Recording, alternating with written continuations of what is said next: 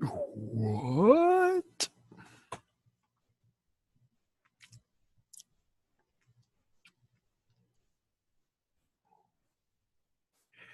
Voice check, voice check, voice check.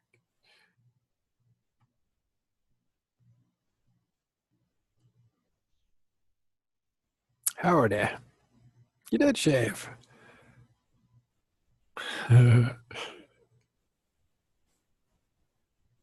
Say something, Carneros. Let's see what you sound like.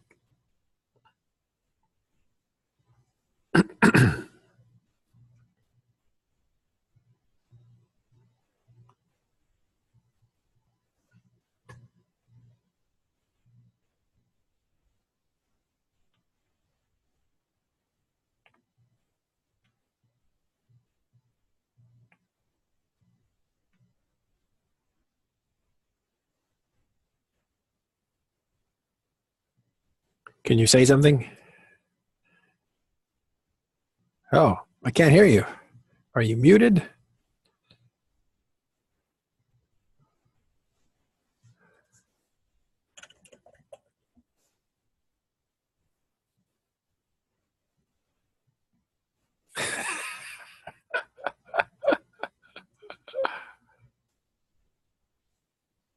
Okay, I know where your priorities are. Carneros, I know where your priorities are. What? There, now I can hear you.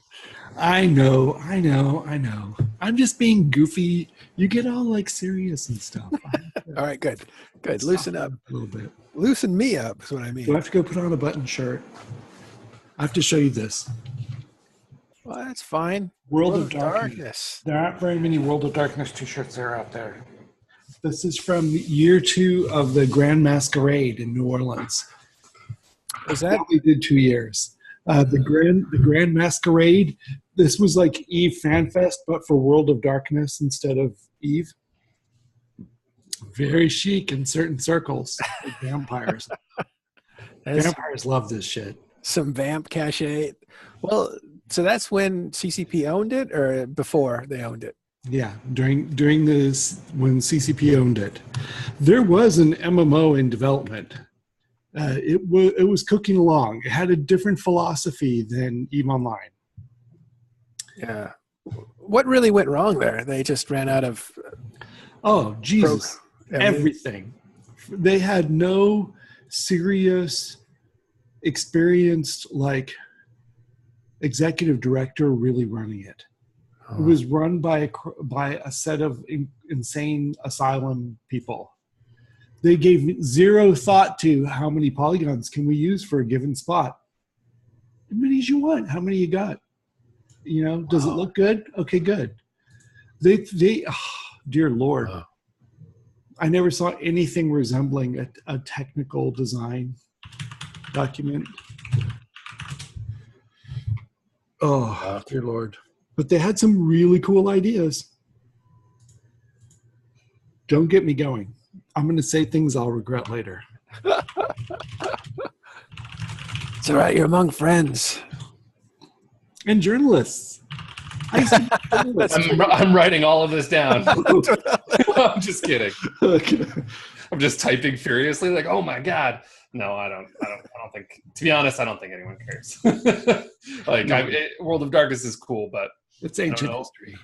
Yeah, and it was never enough of a thing, and I don't think CCP is big enough of a company. Like, everyone wants to know what happened with Titan, Blizzard's exactly. But I don't think too many people care about. I agree completely. I don't know. Okay, I gotta run to the bathroom. I'll be right back. Yeah, there's some vampires out there that, I mean, I've met people who are hardcore. I don't know them, but I met them. Hardcore vampire role players, and they meet in a covenant and all that shit. Like, yeah, it's like not a covenant. Coven. Yeah, they meet in a cabinet. Yeah, cabinet something else that's for like government officials or something. I don't know. Well, I was thinking they're in like the pantry cabinet. The cabinet, yeah. Isn't that where vampires hang out? Yes. In the pantry near the tomato sauce? Yes. Exactly. You kill me. It's good.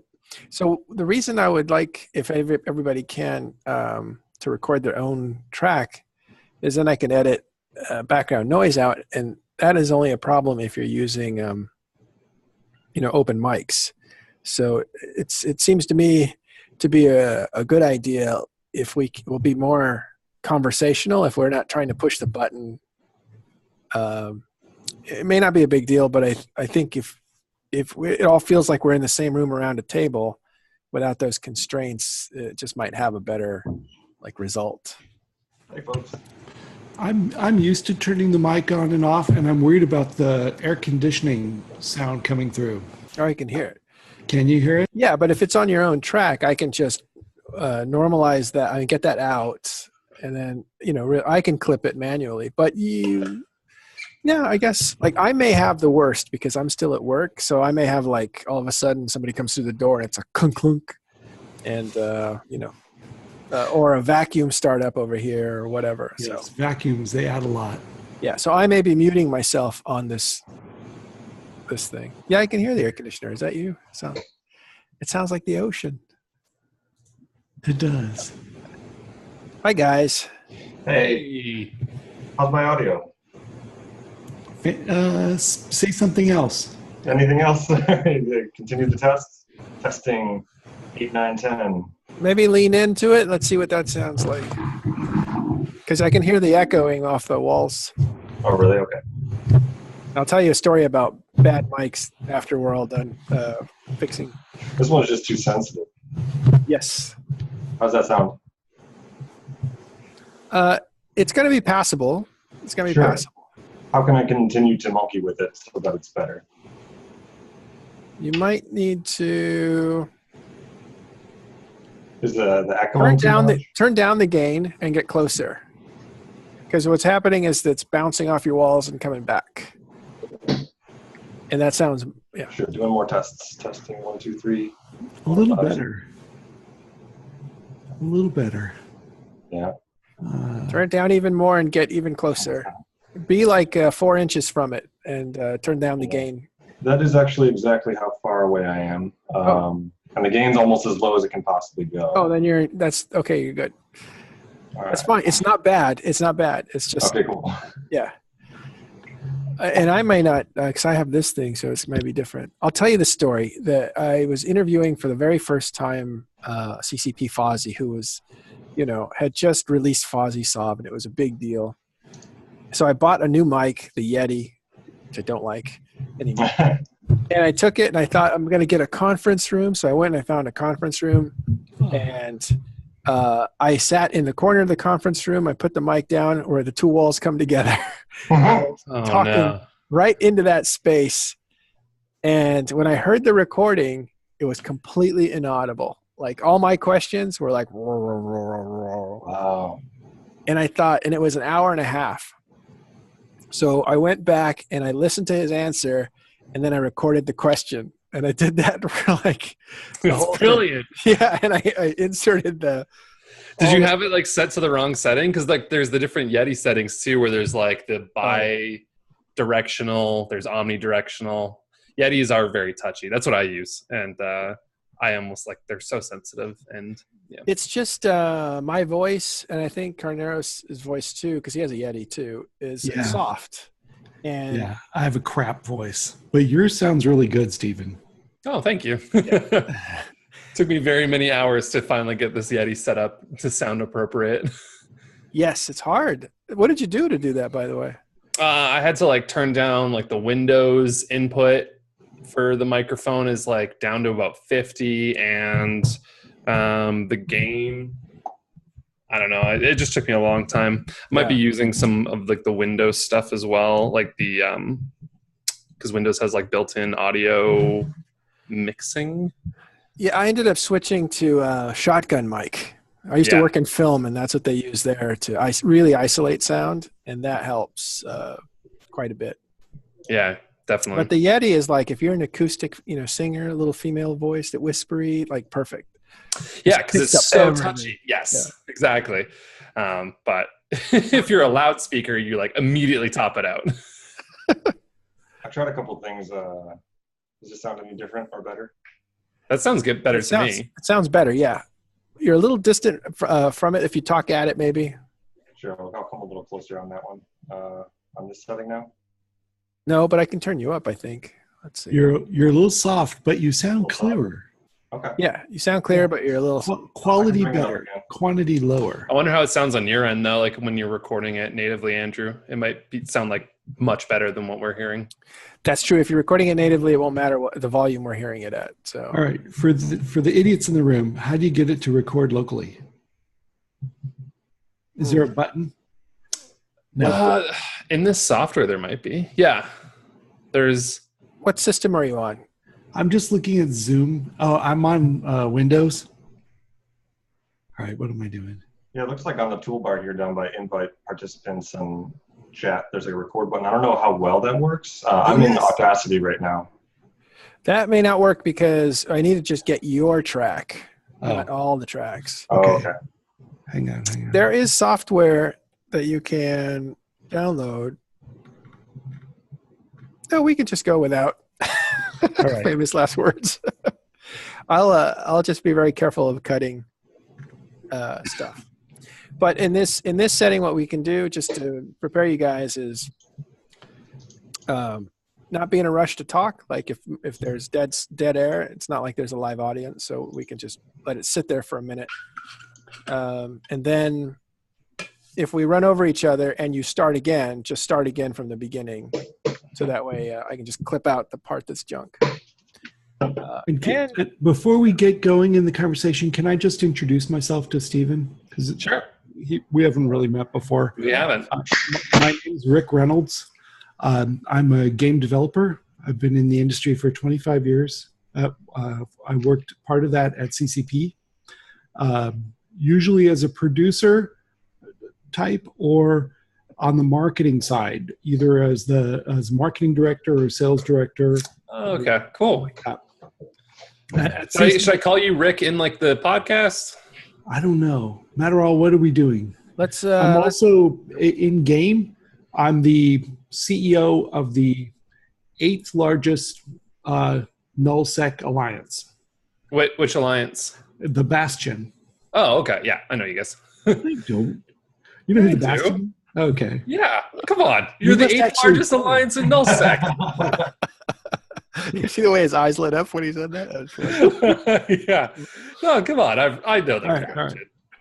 All right. I don't know you well, but I know the name. Okay, all right. I don't know. Should we do first names? These two guys are fine, but it's you and me. I don't mind doing first names. So I don't care.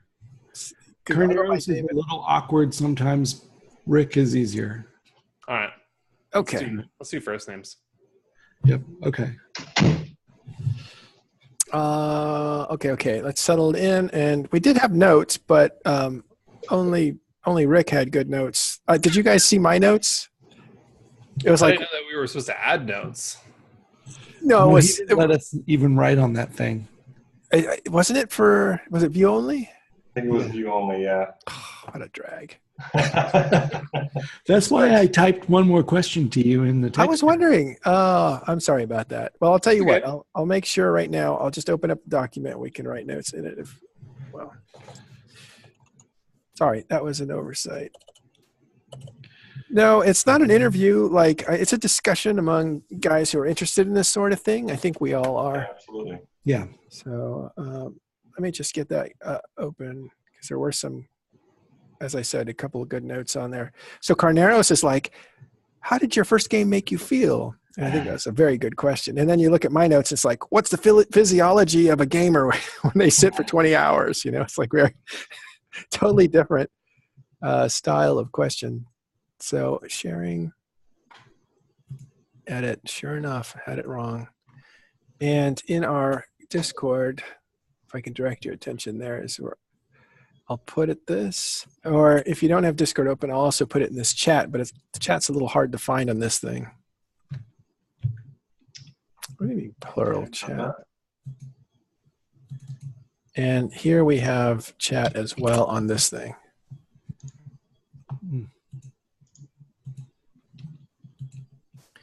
Let's go over it before we start. Oops.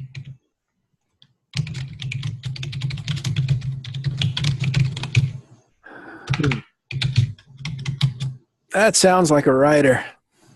Hey. Is this where we want to be with this topic? So, well, I'll save it for a second. Go ahead and read those questions. And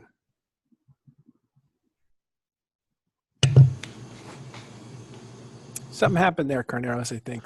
I turned my mic back on. Oh, your mic's on? I turned my mic back on because I was done typing, and I didn't want you to hear my typing. Oh, you were okay. Yeah, Messner, if you type, if you remember to mute yourself on the video, that would be helpful because it'll run. It literally reminds me of like Spanish style flamenco high heels, like just on somebody's head. Yeah, I don't dare start typing when I'm actually on the microphone. So if you don't like what somebody's saying, you just start going. Yeah, just. All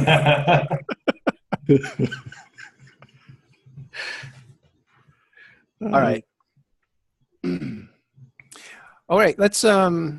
We okay? Or like any questions before we start, or literally a conversation about this topic? And I hope that all you guys are brilliant. So like, I hope we just explore things. Yeah, no worries. You can have kind of a freewheeling open discussion. That's totally cool. Yeah. I like it. Okay, but we will start off with. Let's start with introductions, and we'll just go around the clock and start with Rick Carneros. Hi, my name is Rick, or Carneros if we're in game. I run the Bastion in EVE Online, but I play other video games and all virtual worlds. I only play games that are virtual worlds. And I am a game dev in my daily life, and I about 3/4 of the time, my game dev is virtual worlds as well. What were some of the game dev stuff you did, though? I've worked on EverQuest, EverQuest 2, Meridian 59, if you remember the older ones. I've worked on Age of Conan, EVE Online. I did a little bit on Rift. Probably several others that I'm not remembering at the moment. Awesome. So I'm David, and my background is I studied, I'm going back to college, guys. I studied Roman history in college, and usually the society level of history, because I was really interested in how people treated themselves when they're so far apart, as far as aristocrats and the plebes and stuff like that, which totally prepared me to work in Hollywood, which I did, making movies for a while, and then ended up becoming a marketer of films. So I was a movie poster designer for about 10 years before, I grew older and less sexy. Then I had to retire into advertising firm doing technology and stuff like that. But I give you all that because it kind of informs like the way I approach EVE Online and the way I look at it and stuff like that, and these virtual worlds too. Andrew? So yeah, my name's Andrew Groen. I'm the author of, I guess now a series of books about EVE Online concerning sort of the grand drama that happens out in NullSec. My first book was Empires of EVE, Volume 1, came out a couple of years ago, and was basically the story of EVE Online from its launch in 2003 all the way up to the end of, what people kind of call the Great War between Bob and Goons in 2009.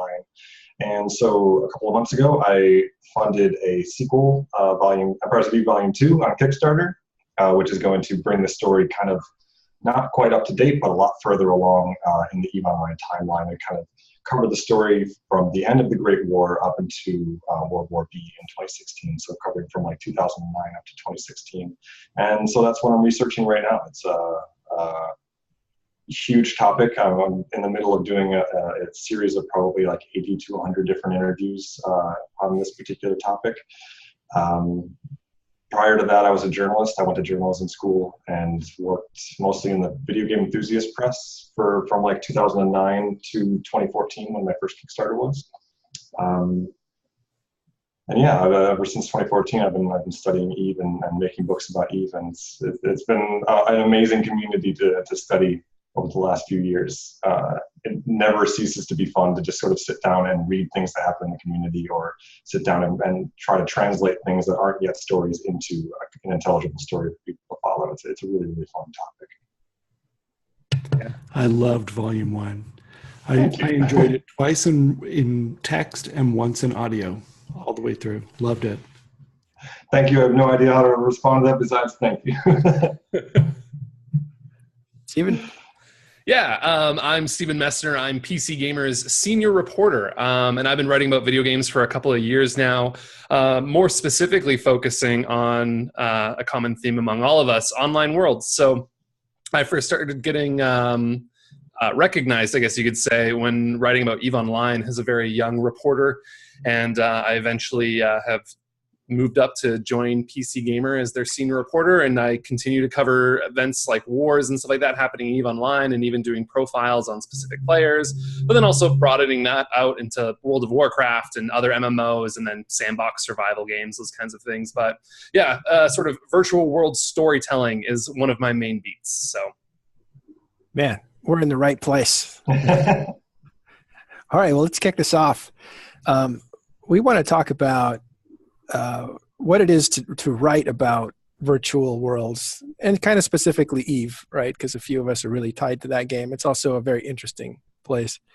But I guess we'll just start with the first question about the more background on us is what was the first virtual world that caught your eye or your imagination, if you can think back?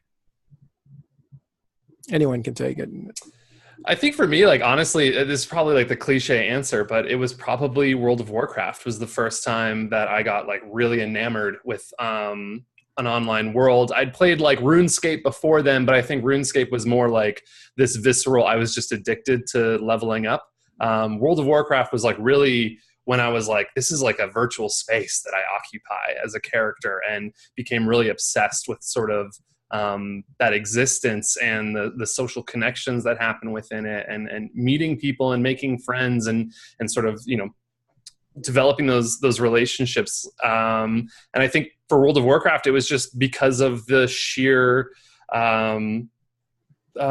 how vivid it was. Like, that was one of the first MMOs that was like beautiful, accessible, and had like this massive detailed world that wasn't, you know, really hard to get into or really old looking. So it was just sort of this amazing cross section of a bunch of things, which is why, no surprise, it became like the biggest MMO ever. Yeah. That's like, it's easy. It's like saying, I like Jesus, you know? So who's going to disagree with that? Like, yeah, totally. It's like going to the Bible Belt and asking people what their religion is. Like, exactly. you're going to get one answer. Well, it's amazing that, like, one of the things that I think people forget about really frequently is that EVE Online is actually contemporary of World of Warcraft. It only really came out maybe a year and a half prior to it. And it's really, really amazing to consider how the two games have had similar or non-similar trajectories, as they both sort of, the very rare game that has actually survived that big MMO boom that happened in the early 2000s. And that it's interesting to consider perhaps that they're, you know, two sides of the same coin in virtual world experiences. Totally. I always got fascinated by thinking like the design philosophy in EVE Online, and then World of Warcraft is so notable to me because you look at the MMO genre and there's like this clear moment where like MMOs before World of Warcraft were all really unique. They had their own ideas. And sometimes those ideas were terrible, but they had their own ideas. And then World of Warcraft came out, and everything since then, for a large part, obviously, I can't speak for every game, but most of the games that came out were just trying to recreate World of Warcraft, but like, no, this one has Star Wars. You know, it's always fascinated me. Yeah, they must have been like, I don't know, Rick, what was it like back then? Were they looking for IPs to kind of say, I think we can put a game on top of this? Depends what time frame you're talking about. If you go back to what he just described as 2000, 2003. After World of Warcraft. Before World of Warcraft, these people weren't very much talking to each other. Now, the people who worked on Ultima Online and EverQuest did pop in sometimes into Meridian 59 and would occasionally say things in global chat like, I'm working on a video game and it's going to be better than this. And they'd say things. They had some exposure to each other, but they weren't really comparing ideas, and they were all thinking individually. And in these days, the games looked a little bit more different. And I agree. They didn't share as many traits in common, and they hadn't adopted any common symbolism or visual shape language or anything. They just each did their own thing. But Meridian 59 was the first world I ever got really hooked on. It was the first time I took a week of vacation just to stay home and play a game for 7 days straight without any interruption. It was an amazing moment for me. And after that, I decided I want to work on these games. I don't care about the rest. Sometimes I have to do other games to pay the bills, but that's what you were like with the MMOs. With the MMOs? Yeah. Why the MMOs though? Because it took me to a place a little bit similar to reading a really good novel, where it takes me to a place and I'm not trying to escape another place. I'm trying to also enjoy this other really cool place. And I can be two people at the same time. And that's allowed. And one of them has superpowers, probably. It's just like there's an audacity to that genre that isn't really anywhere else in gaming, right? Like this concept of like, we're going to get 1,000 or so people and throw them onto this persistent server together. And like in EVE Online's case, we're going to get far more than that. We're going to get hundreds of thousands of people. We're going to throw them on a server together, and then we're going to make them shoot each other. But yeah, like you just don't see that anywhere else. And I think that's part of what is just so compelling about sort of the pitch of MMOs.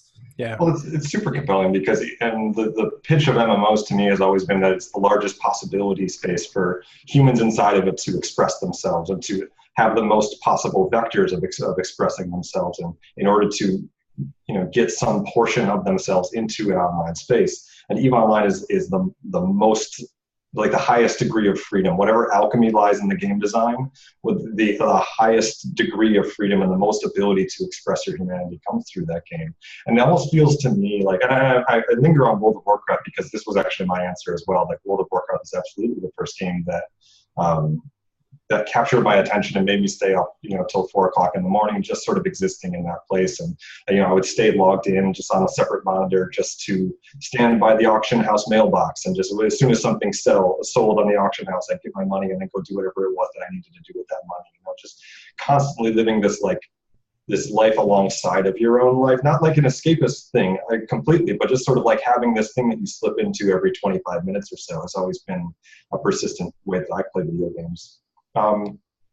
But the thing about World of Warcraft that I always find so interesting is it does seem like it's kind of like this choke point moment where in the back, like it seems like this choke point moment wherein MMOs decided to stop heeding the lessons that they learned in the 90s about MMOs and became about something, trying to get at something like more sanitized and pure. And EVE Online was the torchbearer for that old style of MMO, and it still is to this day, and I think that's why people are being drawn to it.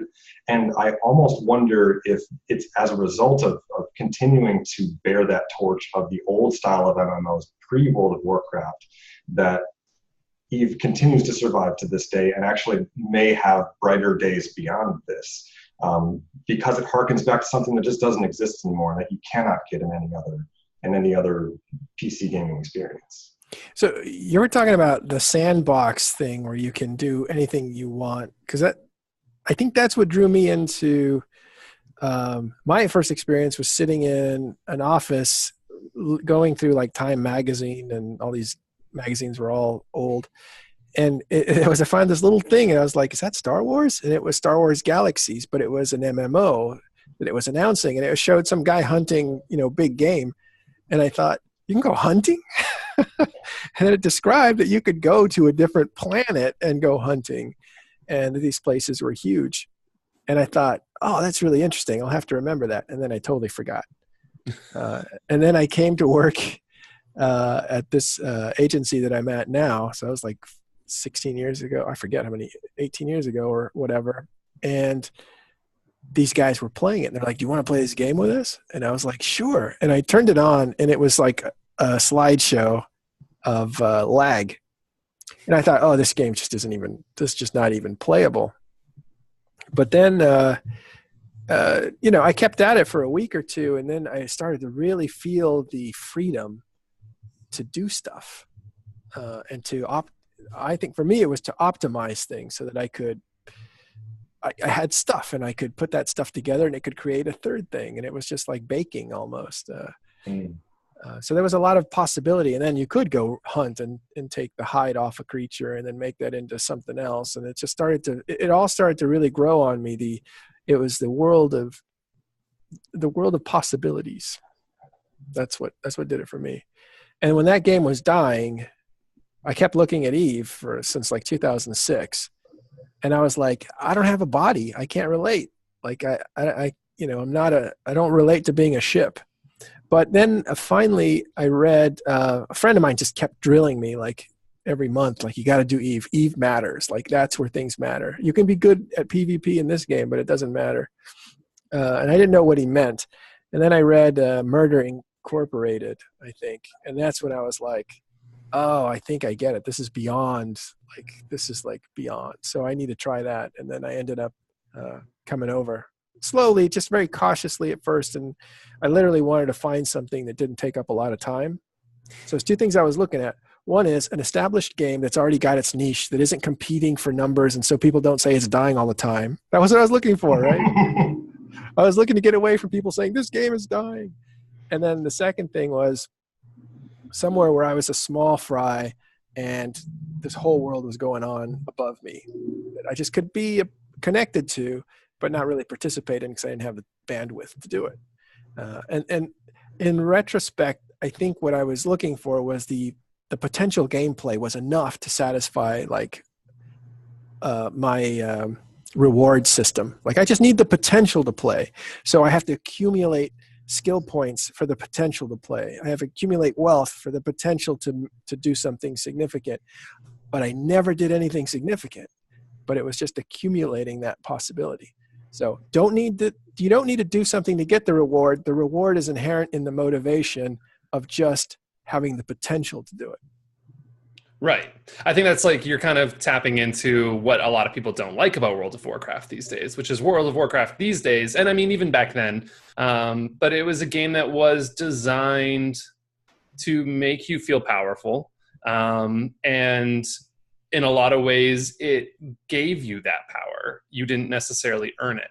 A good example of that is like in the most recent expansion, Legion, they gave players what they called artifact weapons, and artifact weapons were basically like the weapons of lore from this universe that people had been reading about and coveting for decades, and they just handed them to you in like the first 10 minutes of the expansion pack. And I think a lot of people, especially sort of more lore or story-minded players, really took issue with that, because it was kind of like, imagine just one day logging into a Star Wars MMO, and I guess this is the problem with the Old Republic, which is the other big Star Wars MMO, but it's like playing that game and you just get to be a Jedi, and it's like, I don't want to just be a Jedi. I want to like train. I want to endure the journey to become the Jedi. Yeah. That's what's appealing to me. Yeah, I think there's definitely something in the MMO genre in which you have to earn what you get. And that's why like the stickiness of Eve is so strong, is because not only are you earning it, but every step you have to go through somebody else to get there. Right. And yeah, it's not just earning, it's taking. Yeah, they're also they're backsliding you, or they're washing you down a little bit, because they kill you and set you back a little while, So it's a real struggle to kind of get forward, because you're constantly seeing setbacks, either by scams or by being ganked or by just fighting and attrition and stuff like that. But it's not a linear progression where it's just a matter of putting in your time. You can put in your time for a long time and it can all go away tomorrow. Right. Yeah, and like MMO, like the modern MMO design now is like, you never really can get set back to square zero. And then the second thing is like, that power is arbitrary because the goalposts are always moving. The most powerful weapon today becomes useless in the next 5 years or the next expansion. Whereas EVE Online, you own a Titan. That Titan is going to always be relevant within a certain context, or if you own any kind of ship, really, it's always powerful. It's never going to be negated necessarily. A friend of mine did the Eve News 24 podcast for a while. A friend of mine said, like, Titans don't get you girls, man. It doesn't work. I was like, really? It doesn't have that cachet? It's like, no. But would have thought. It is relevant in other ways, but right. It's not a Cadillac or whatever. Well, that never occurred to me. Matterall has one. I have 3. What? Oh, Titans? Yeah. I have 2. 2? Wow. Take that. Nice. Okay. Yeah. One's in the garage. I gotta stay ahead. I don't think I've flown a battleship in EVE Online. Like I'm purely subcap. It occurred to me at one point to liquidate everything above a battleship and really just stick with that gameplay because it is different. And the battleship to me has always been the zenith of combat for EVE, at least in the beginning years. I don't know if Andrew agrees with this, but the battleship was kind of like the signature workhorse that did it. Yeah, absolutely. I mean, there was there were times, and it's impossible for people to really remember or even comprehend anymore, but there was times when the amount of battleships you had in the fleet was determined who controlled Nullsec, because somebody had 11 battleships instead of 3 battleships in their alliance, Yeah, it was. It's funny. We'll talk about EVE history a little bit later too. But somebody compared it to Counter-Strike, and that's what EVE was like when it first started out. And it was like you're 12 guys against another 15 guys. It was very small compared to what it is now. I remember when my first Titan died. I was working for Sony Online Entertainment, and I got home and I wrote this email to my boss about the experience and what it felt like, and tried to communicate to other game devs what the experience is like to lose a Titan in EVE. And I put my heart into this email and sent it off. And he said, the rest of the company needs to read this. And he just forwarded it to the whole company. And it was Matterall's alliance that killed that first time. Sorry. We're still friends. Yeah. What do you think from that experience that they've read about? That I will remember that ship for the rest of my life. And a part of me is still sitting in that bridge. It's interesting. I was still in that moment in comms, quietly talking to people about how I might be able to get out of it and how my shields are holding and how my cap's holding and stuff. It was an amazing experience, and I can still taste the emotion if I stop and think about it. Were you panicked when it was happening, or were you calm? I was as calm and cool as this. And they were actually a little bit surprised. I'm like, shields at 87%. And because panicking's not going to help. You can get emotional. Dude, I panic. I slammed my fist on the table. I think I hurt myself doing that. And I get up out of my chair in an aggressive way. No? Rick, did you get emotional after it happened? Like once you kind of stepped away from the situation? Yeah, then I felt loss. Yeah. Yeah. But it's got to be calm in it. You have to be calm during a crisis. At least that's how I'm wired. Right. It's so interesting to me that you were saying that, and I was thinking man, what's crazy is I actually can still remember the first time I died in EVE Online. Yep. It was just in a destroyer. Or I guess the first time I was killed by another player. I'm sure I might have bitten the dust earlier than that, but the first time I was killed by another player, I remember that moment. And that was years ago. But I don't remember the first time I died in World of Warcraft. Actually, can't really pinpoint a lot of firsts in World of Warcraft. They go, as much as I love that game, they go in one ear and right out the other. They do not stick to memory per se. And I know that there are people who probably do have moments of World of Warcraft that were meaningful, but I think for the average player, there's just not a whole lot of that. Whereas like in EVE Online, I remember specifically the emotion I felt losing my destroyer, the frustration, the anger, the being like, I now just have no money.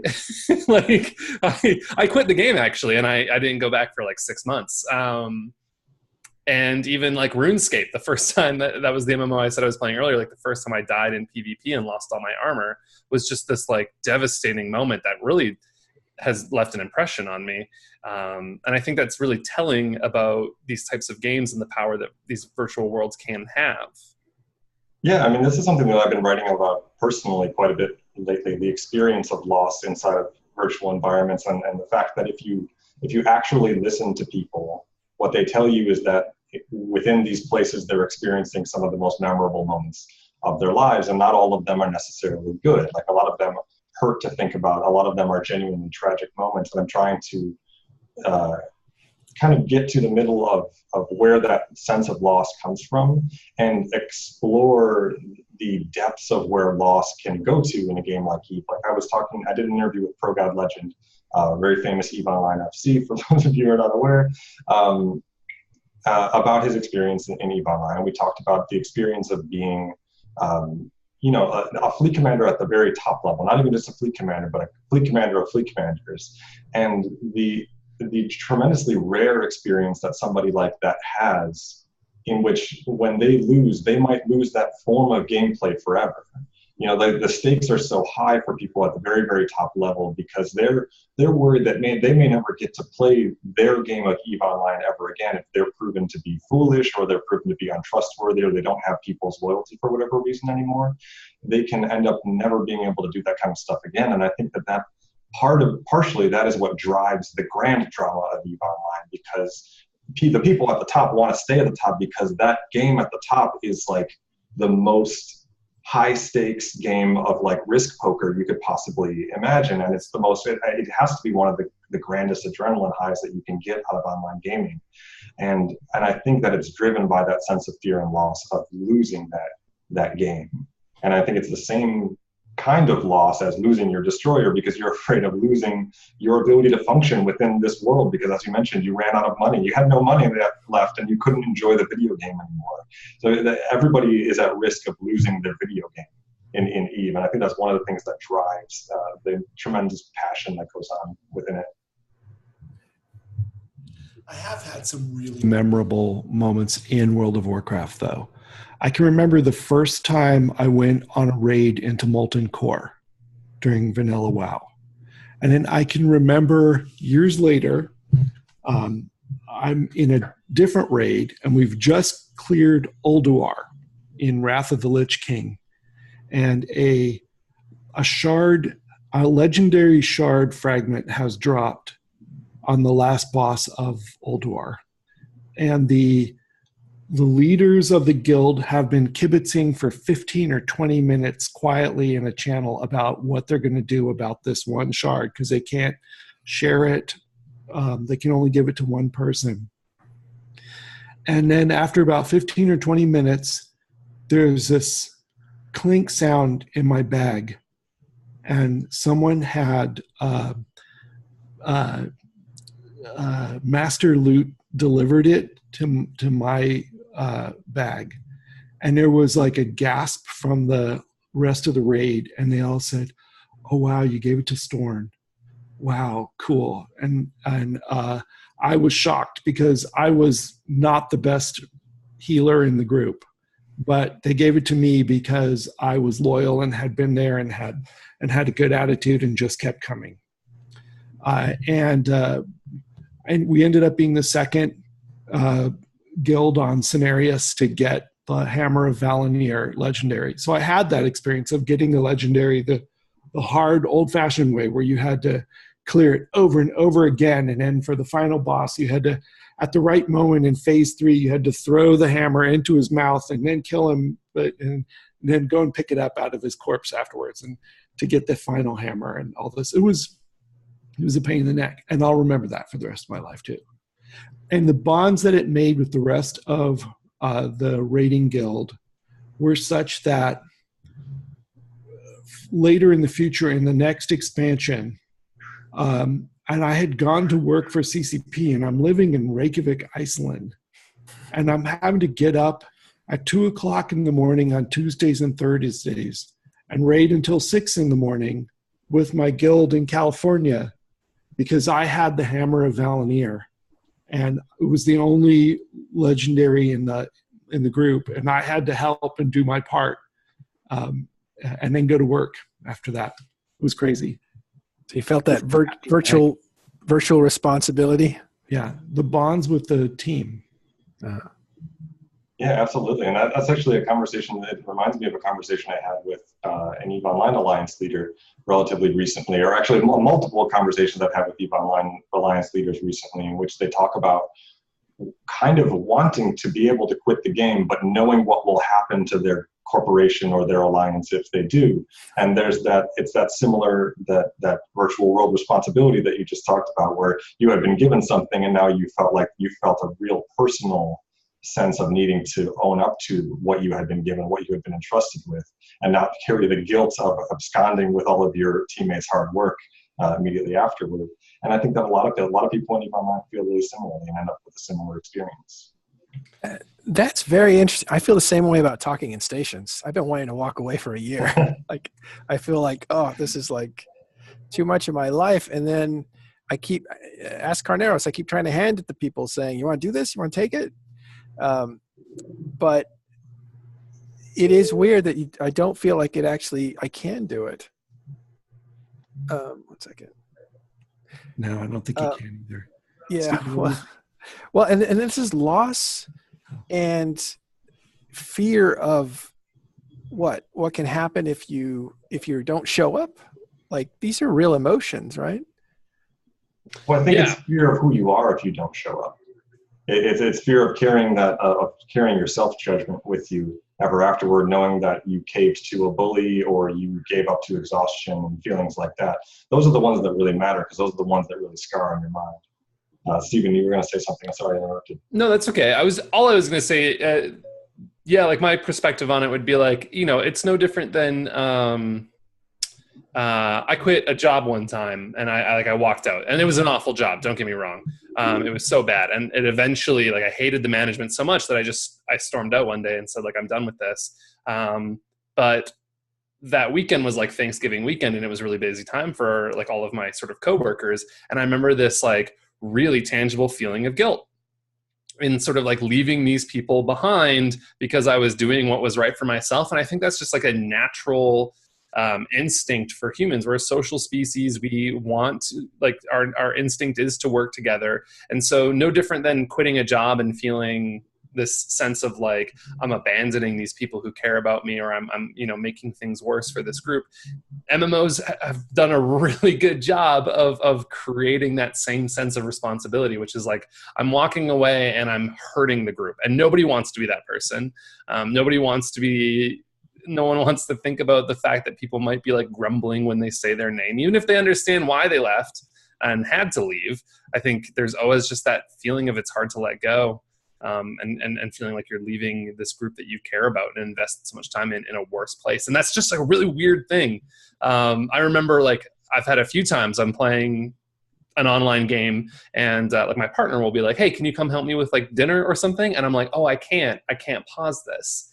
And she's not a gamer, so I had to like explain it to her. And I was like, no, like, I can't pause this, but I'm playing this multiplayer game and these people are actually relying on me. And if I leave now, because she was like, well, can't you just leave? And I was like, well, if I do, then like that kind of makes me a jerk. And like, I don't want to feel like a jerk. So like, can you just wait? It's like, it's such a weird conversation to be like, no, sorry, my virtual friends need me right now. They're real people. But they're real people, yeah. But that's what I hear. My wife's like, those aren't your friends. Your friends are here in real life. And I was like, I don't think you understand. They're actual people. And it does feel weird when somebody gets fired from a job. You're like, oh, but I wanted to tell them so much. They're gone now. Like, it's almost like they're dead, even though they're not. And they probably go on to better things. And it's kind of the same in this place too. So there's another parallel. Yeah.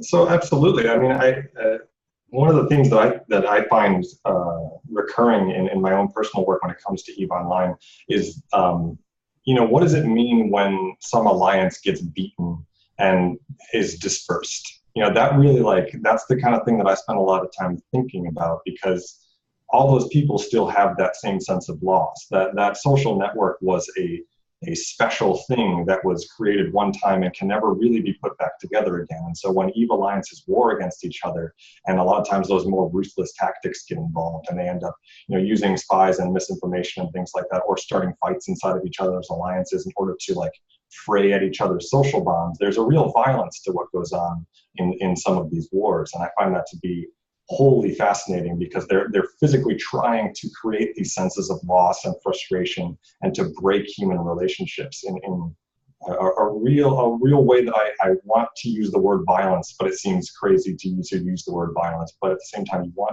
it seems like it is. Like a psychological warfare? Yeah, it's social violence. It is. We use the word psychological warfare, but at the same time, it's a real kind where you're actually trying to break people's friendships, and you're trying to, I did an interview one time with a guy who was a fleet commander who used to fight against Sir Mole back in the old days of EVE Online. And he told me this story about how he used to have a spy inside of Sir Mole's fleet, and the spy would record fleet comms of Sir Mole fighting against this fleet commander, and he would study it for what he was doing when Sir Mole got the maddest, got the most angry and upset. And then he would hit that nerve over and over and over again. And that was the way that he chose to fight that person. And I found that to just be the most mind-blowingly fascinating thing, because take that to its extent, that's almost an innocent example where it's purely within the bounds of gameplay, but you can follow that thread to a logical conclusion that is pretty intense. I've had the experience of losing a war and taking a big hit. There was a recent big war that some call the Casino War and others call World War B. And my alliance was on the losing side. And it was like going through a crucible. We were probably between 40 and 50% of our previous size at the end of the war. And then we had to make a great journey to a far land and take some more space to go and live in. And we looked at each other and we had this feeling of, okay, here we are the ones who will stick with this alliance and stick with you, Rick, through hard times. And it doesn't matter if we lose the next war, we're going to still stick with you. And when others of them started to come back and rejoin us that had been with us the year before, and once we became reestablished, some of the ones that made it through the war looked at those ones and said, they'll leave you again on the next war. I won't. And it was a really amazing, interesting, strange feeling. As a CEO, do you find that people play against each other towards you, like wanting the favorite son status? Is that... Some people need attention. Some people are higher maintenance than others, but usually they're happy if they just have a private conversation going with me on the side with occasional pithy comments. Do they occasionally they do say, I like you better than he does, and stuff like that. A little bit of that going on, but it's not. I wonder about because we're like packs, right? Wolf packs, and there's behavior involved, and there's alphas, and there's betas, and then there's jockeying for position. And then there's the opposite too, the guilt that you feel when your guys are living out of a refugee center and a camp along the side of the road, and they don't have anywhere to rat, and they don't have anywhere to mine, and you're trying to take care of them and keep. It's very Battlestar Galactica. You've got a flotilla of refugee ships, and you're trying to protect them and move through the galaxy and keep them fed and keep their accounts active and paid for. And you're trying to, I had to sell a Nix to SRP to cover SRP 1 month ship replacement program. If someone got stuck for money, I would quietly give some out of my pocket and then go buy more Plex. That's what you did. I spent Fortunomplex during the casino war. Just holding it together. Yeah, and just trying to keep everyone happy. There are other alliances that are led by a great admiral or a great warlord of some sort, and there's some that are led by great politicians. I'm the one who stepped up to take care of these people as a family, and I take care of them and I care for them, and that's my job. And so I'm sort of the cook and the cleaner and the helper and the one who puts Band-Aids on stuff, and somehow that ended up making me the leader. I don't really understand it. Wow. Well, so there's these emotions of fear and responsibility on the one side. On the other side, the exhilaration, not just EVE Online, but we're talking about like games like Second Life, where you can explore variations of, you can simulate life, right? Like you wanting to build stuff. You can, I didn't play that game for very long, but I mean, you can become an animal, right? You become a furry, and then you have sex as a furry, and then you can hire, people to be in your gang, or you can, it's just like a whole range of exhilarations that you can explore. What do you guys think of that? Do you think it's in equal proportions, or do you think there's a certain dominant feeling or strata of feeling that people get in virtual worlds? I think it depends. What's interesting about you pointing out Second Life is that when you look at sort of the genre holistically, each MMO kind of offers people a different space of feelings that they can pursue. So I think people gravitate towards EVE Online because there's a small niche of gamers who love the risk, they love the exhilaration, and they love the cause and effect, right? And they like that sort of survival of the fittest competition, and that's really appealing to them. I think that there are certain people who gravitate towards World of Warcraft because they like the constant feeling of achievement. They like the fantasy of being powerful. And then I think with Second Life, it's almost like something else entirely, which is that there are people who want Second Life is so interesting because it's so much more nuanced than any other virtual world, because it kind of has a little bit of everything. There's people who want to have their sort of fantasy role-playing as heroes, but then there's also people that just want to meet up and they just want to get busy, doing dirty things to one another. Well, sex is in the brain, isn't it? Yeah, and it makes perfect sense. It was funny though. One of the things I've been thinking a lot about actually lately. I hope this is an okay tangent. Please remove. No, I love this tangent. Let's go. But I got really obsessed with the origins of cybersex and when was this a thing? And so actually, it was Meridian59. I was talking to. I'd have to pull up his name now. But one of the original developers for Meridian59. This was so funny, but he retweeted Paris Hilton because Paris Hilton tweeted one day and she said, "Tell me something I don't know." And so he tweeted at her and said, within an hour of Meridian 59 first becoming a live service, there was already a player who was selling sex for gold. They were basically saying pay me money and I'll cyber you in the game. And so he's so not only is prostitution the oldest profession in the real world, it's also the oldest profession in the virtual world too. And that just triggered this whole obsession with me. I'm I need to figure out why. But I think that's kind of the beauty of the internet, is it lets you kind of outsource and explore things in a vacuum. You get to control those things. You can have a sexual experience in the internet and you can turn it off whenever you want. Whereas in the real world, a lot of that stuff's a lot more messy. Yeah, it honestly makes no sense why you can't have sex in MMOs. It just doesn't. You should be able to have sex in MMOs. You just should.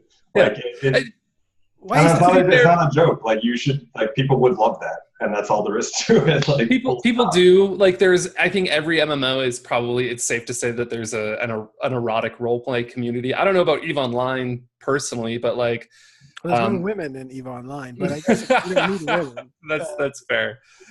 This is 2018. You don't necessarily need women. Yeah, I'm sure a lot of people are totally okay with EVE Online being 100%. Yeah. You'd have to, as a game dev, I would say that you'd have to make a different version for China. Interesting. But that's not an insurmountable obstacle.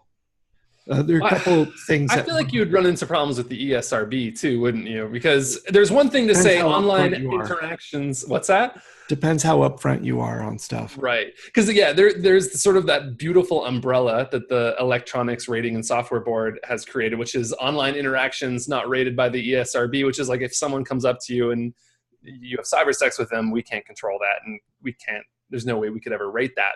But if you program it as a system in the game, then I think you're taking a level of responsibility for those actions that you don't otherwise. But yeah, like World of Warcraft has a flourishing, erotic role play community. And so, whether or not those games should let you have sex, like people are doing it anyway. And I think they're happy about it. That's funny because this is not something I think about that often, but one time I was playing Star Wars where you have a figure that's running around, and there was this friend of a friend's. I knew she was female because we'd talked before.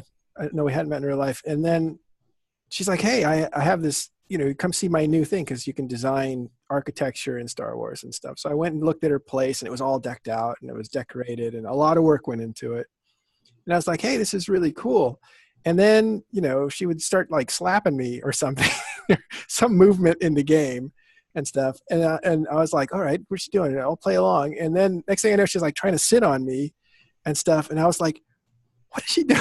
And then there's this whole there's furniture. Basically, it was like, oh, she's trying to like have sex with my character. I didn't understand what was going on. And then I was like, oh, okay, all right.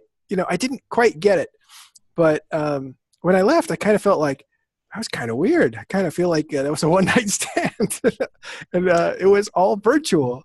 Well, right. Yeah, because all that matters is the connection you have with that human being. And if it wasn't a genuine, intimate connection, then it feels really awkward, just as it does in the real world when someone gets in your space and you don't want them in your space. Yeah. Well, I wouldn't have objected, I guess. I just didn't know what was going on. I was too naive about what was happening. Anyway, I did meet her at E3 that same year, and it was kind of a little awkward.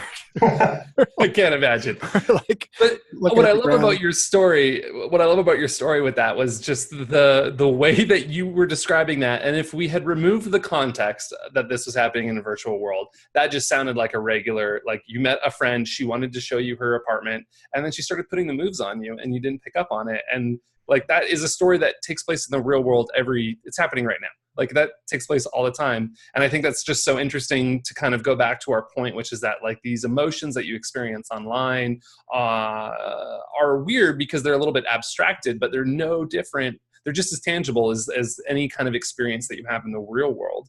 The fact that, you're kind of being like, whoa, what are you doing? Why is this happening? And you're like, I'm comfortable. I've personally, I've done stories on this where I've gone into erotic roleplay servers and interacted with the locals, I guess is the PG way of putting it. But it was a deeply uncomfortable experience for me because it was like going to a sex club and being like, oh, I'd like to talk first. Can we get to know each other? Can't do that. Can we get to, she's like, I'm buttoning my virtual shirt. I'm like, wait. But that's a perfect example of how these worlds create experiences where, at least when it comes to our brains and the way we process this information, there's no difference between also, sort of the physical and the virtual in that regard. Back at the game development company, there are regular design meetings where the team working on the game will say, oh, and this setting might be good for cybering too. The players will love that. And they will acknowledge that and in many ways as part of the game design and part of the thinking and understanding how this game is going to be enjoyed. So they take that into account, huh? Yeah.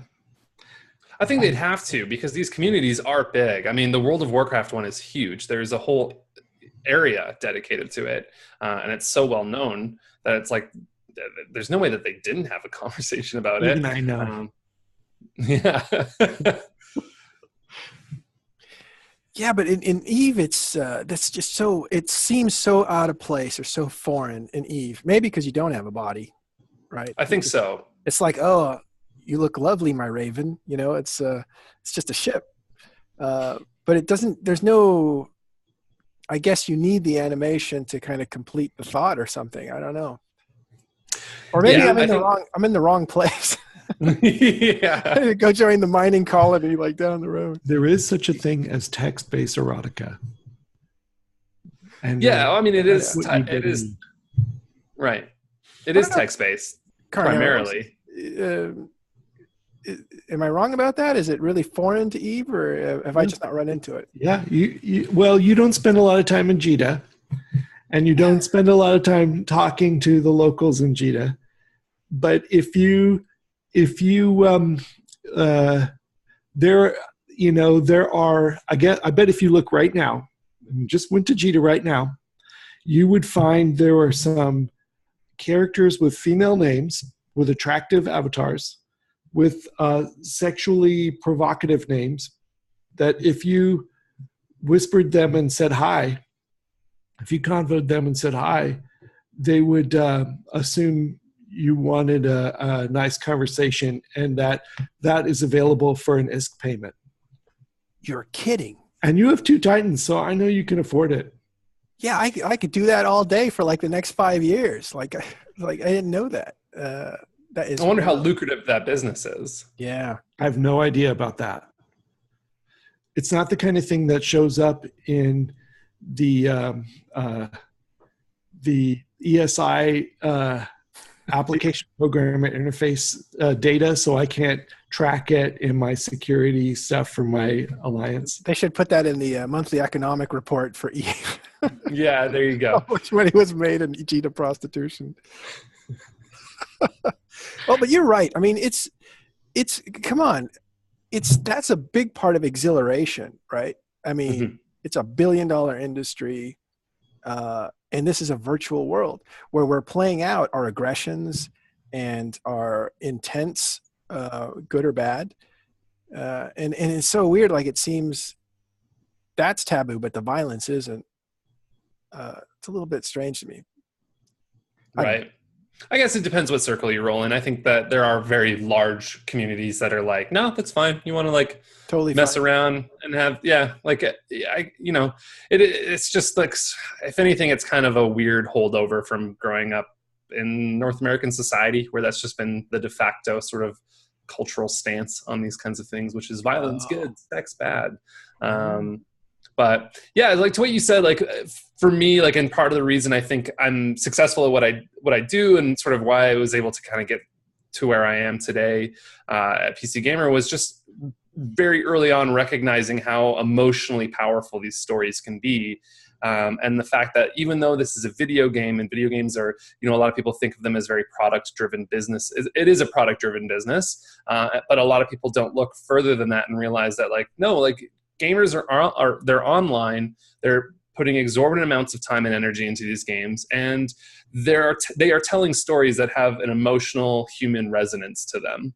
And I think certain games are better at it than others, but like EVE Online is a game that again and again and again proves itself to be capable of telling very emotionally resonant stories.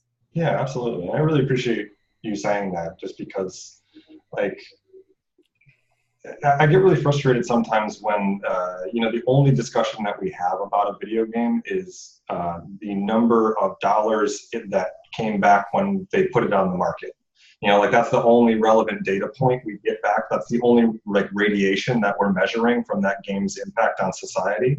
And we don't actually go in and talk to people and understand what's happening to them when they play the game. There's such like a maybe it's a Silicon Valley focus on big data, where we're trying to, like, focus on just this really large numbers that we can try to figure out what's going on with this game. But we don't actually take what Stephen and I do, which is go in and do the slow work, talking to people one-on-one for an hour and a half or 2 hours at a time, doing the human work where you're getting them to open up and tell their stories to you, and get them to talk emotionally about what they're experiencing when they interact with these worlds. And so that is something that I think both Stephen and I's work really focuses on, and that I hope the world gets that message from, because it's just like, to me, it's just the fault of the media, right? Like the media only cares about the money because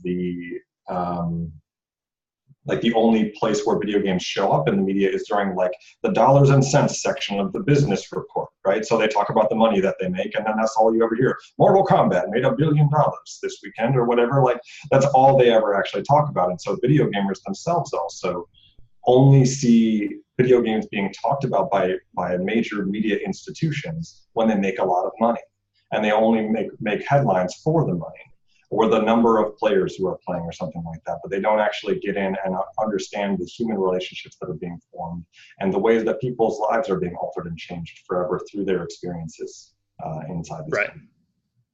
Sure, the $1 million battle, or the amount of money that was spent in EVE when something blew up, or that's the real world measure. At some point, I feel like it's a way to give reference to people, like this is what it actually means, but they never do take into account what was really at stake there, which wasn't necessarily the investment, maybe partially, but it was the emotional conflict that's going on between these two entities. Yeah. Well, I think I honestly, I go back and forth on things like the $1 million battle or the $300,000 lost in VTAC R5RB stuff, like, because the media does cover those things, and it's a really effective Trojan horse to get them to then care about the conflict that's going on and to at least hear the story. And that to me almost makes it worth it to focus on the money in those moments, because it is a nice trick that gets people to then learn the rest of the story and learn more about what's going on.